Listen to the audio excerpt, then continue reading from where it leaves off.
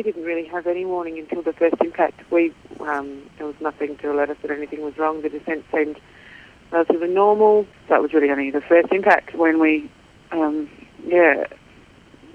from there it was so fast because we had a series of bumps and skids and crashes, and it was sort of all happened so quickly. It was hard to probably. I think it's just automatic pilot and pardon the pun.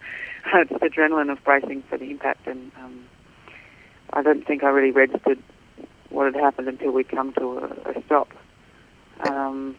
And what happened then when you came to a stop? Yeah, well, I mean, my initial thought, I suppose, as many people's would have been, is just shock and I suppose it's relief that you just survived the plane crash and you're relatively uninjured, which was amazing. But straight away I looked out my window, and we were, Stuart, my partner, and I were about 3/4 of the way down the plane. We were the last people furthest back. The back quarter was empty, very thankfully.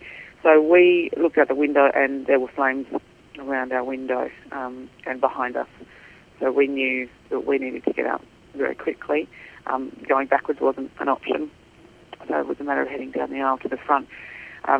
It seems we probably were more aware. We were aware more rapidly than anybody down the front of how perilous the situation was with the flames, because they didn't see them until as the cabin started to fill with smoke. So I suppose we had a quick reaction time in that sense. But there was a minute or so then when the crew down the front were trying to open the doors, a bit stiff, and the fire was behind us. We knew that. We could see smoke ahead. We weren't sure if there was fire ahead, but at that stage we weren't aware that the wings had been sheared off. So as far as we knew, there was still fuel reserves in the wings about where we were standing. And I guess my real concern that I was very conscious of was there's likely to be explosions very soon, and that's going to be interesting. There was a lot of people, I suppose, to get out of a couple of small doors. And did you think that this was it?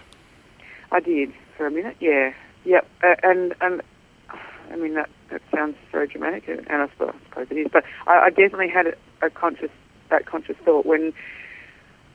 Once we'd got to the point up the aisle as far as we could get, and it was just a matter of waiting, and there was nothing you could do.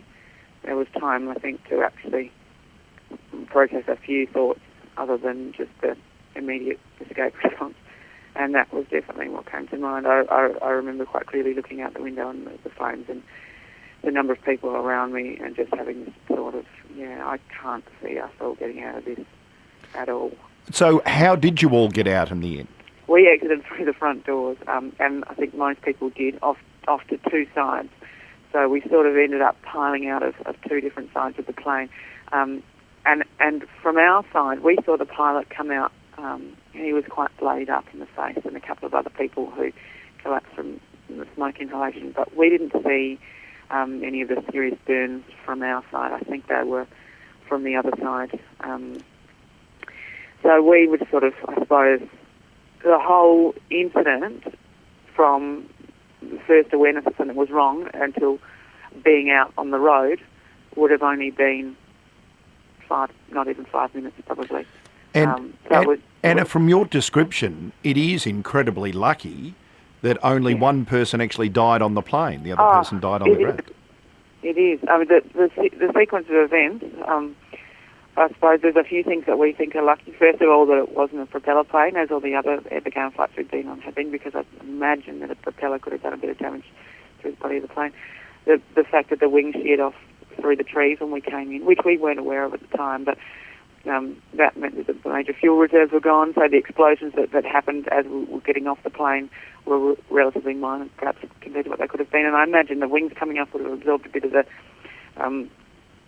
momentum of the plane coming in too. But another thing that I think was in our favour, if you can call it that, the fact that the field was freshly ploughed, so the dirt was quite loose and deep, and we absorbed, a lot of the impact was absorbed into the ground. I think we dug quite a trench in, so rather than bouncing around off a hard surface and twisting, the landing although violent, obviously it could have been a whole lot worse. So the fact that most people didn't have any major injuries, they were able to walk themselves off, I think was the saving grace. And then the fact that, there were no major explosions. We sort of just got off in time to watch the roof melt in and just sort of, stand there and watch the last bits burn. And you had some minor injuries, but psychologically this is going to affect you for a while, isn't it?